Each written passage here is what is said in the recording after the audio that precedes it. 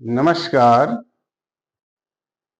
आज लघुपराश्री का 11वां श्लोक है। ये भी श्लोक दशाफल कथन में बहुत उपयोगी है। हम जैसे लोग जो रोज ही कुंडली देखते हैं, तो इन श्लोकों का जो अर्थ है, भावार्थ है, वो बिल्कुल हृदय में है, मन में है और उसका प्रयोग प्रत्येक दिन करते ही रहते हैं। जिसके आधार पर ये कह सकता हूं कि इस फलादेश से संतुष्टि मिलती है और जो भी जिज्ञासु आते हैं वे भी संतुष्ट हो जाते हैं और उनकी समस्याओं का समाधान हो जाता है।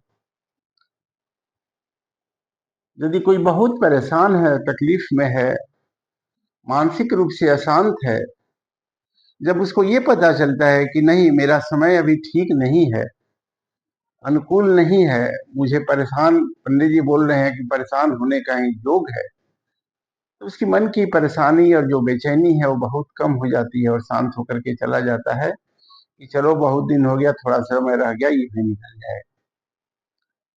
तो आज भी आप देखेंगे, आज का जो श्लोक है,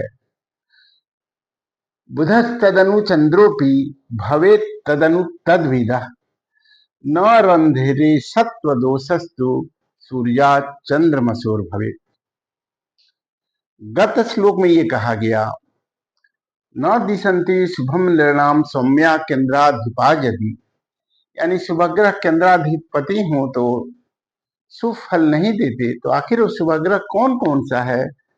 तो प्रायः ये समझा जाता है कि गुरु, शुक्र, बुध जो है ये शुभग्रह है, लेकिन मुख्य रूप से गुरु और शुक्र ही शुभग्रह है और बुध अपग्रहों के साथ रह करके क्रूर ग्रह हो जाता है, पाप ग्रह कहलाता है। और चंद्रमा यदि क्षीण है, क्षीण चंद्रमा का मतलब ये हो गया कि कृष्ण पक्ष के सप्तमी अष्टमी से लेकर के शुक्ल पक्ष के पंचमी षष्ठी तक ये जो ड्यूरेशन है, ये समय है, उसमें चंद्रमा आकाश में बहुत कम दिखता है। आधे से कम जब दिखे तो समझे कि क्षीण चंद्रमा है। और वही चंद्रमा यदि सूर्य के पास हो तो पूरी तरह से वो क्षीण हो जाता है, अमावस्या का जन्म कहलाता है। वो चंद्रमा जो है वो शुभग्रह नहीं रह जाता। ये श्लोक ये कह रहा है, बुधस तदनु तदनु चंद्रोपि भवेत तदनु तद्विधा। वो जो केंद्राधिपत्य दोष है वो बुध को भी लगता है और चंद्रमा को भी लगता है।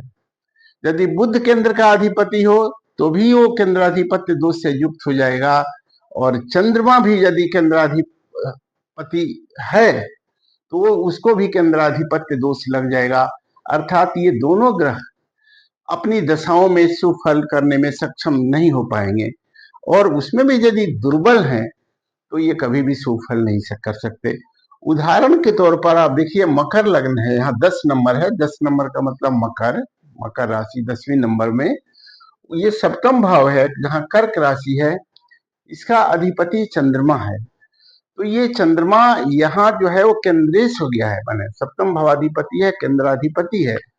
तो वो जो जो दोष है वो उसको लगेगा, मारकत्व का दोष लगेगा किंचित।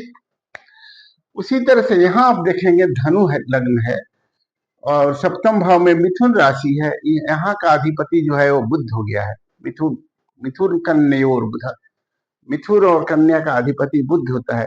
तो यहाँ बुध को भी वो मारकत्व दोष है। तो जब भी बुध की अंतरदशा, प्रत्यंतर दशा या महादशा धनु लग्न वाले को हो, या मीन लग्न में भी बुध केंद्रेश हो जाता है, वैसी स्थिति में ये बुध जो है उस शुभ फल देने में सक्षम नहीं हो पाता। जबकि समान दृष्टिकोण से हम लोग समझते हैं कि भाई केंद्र का ग्रह चल रहा है और बुध जो है आपको तो अच्छा ही अच्छा होगा, लेकिन ऐसा कुछ होता नहीं है और फलादेश जो है वो सटीक नहीं बैठ पाता।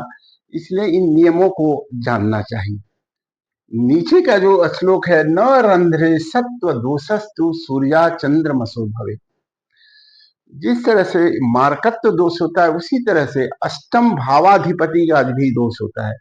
यदि किसी की भी कुंडली में अष्टमेश की दशा चल रही हो, जैसे मकर लग्न में ये सूर्य, ये अष्टम भाव में सिंह राशि है, सिंह से अधिपति सूर्य, सिंह का अधिपति सूर्य है।